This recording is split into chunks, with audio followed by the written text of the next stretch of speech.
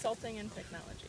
Yep. All right, so go ahead. So tell me. Okay, so the St. Clair River is an area of concern, and there were 43 areas of concern in the United States and Canada. St. Clair River is one of the binational areas of concern, and so people on both the United States side and the Canadian side work together to identify areas that need improvement in the river to make it not an area of concern. And the St. Clair River is actually very close to becoming an area in recovery.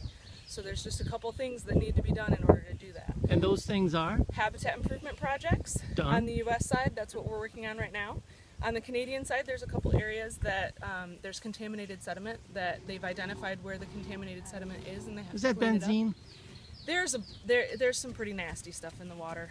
Benzene is probably the least of the concerns. There's heavy mercury and things like that in the water, or I'm sorry, in the sediment. Within the soil sediment or Yeah. blob of goo?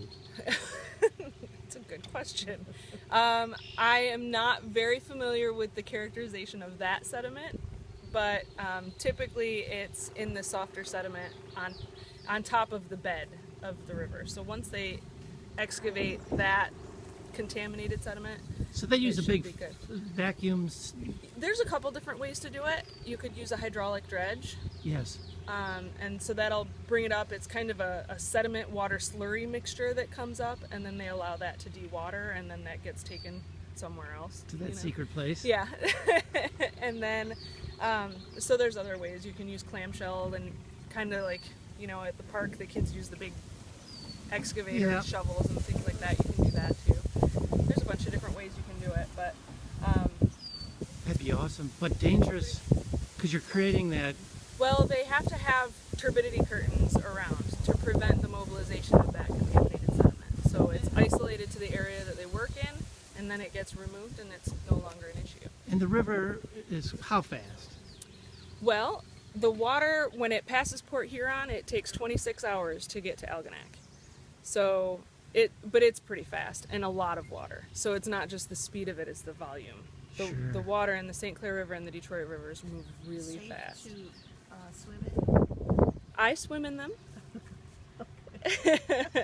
The water is cleanest in the middle of the channels. So any spills that happen on land, they've done flow studies that prove that anything that gets spilled near shore tends to hug that shore all the way down, even though the river undulates and moves around. So Canadian spills tend to stay on the Canadian side, and U.S. spills tend to stay on the U.S. side. which is Regardless pretty of wind? cool. Regardless of wind. So this is something that I really struggle with, and I've doubted throughout my professional career because it just doesn't seem to make sense. But the one thing that you have to keep in mind is that sheer volume and flow of water really creates a barrier. So when I'm swimming and I come across that white ivory foam, A lot of times it's natural.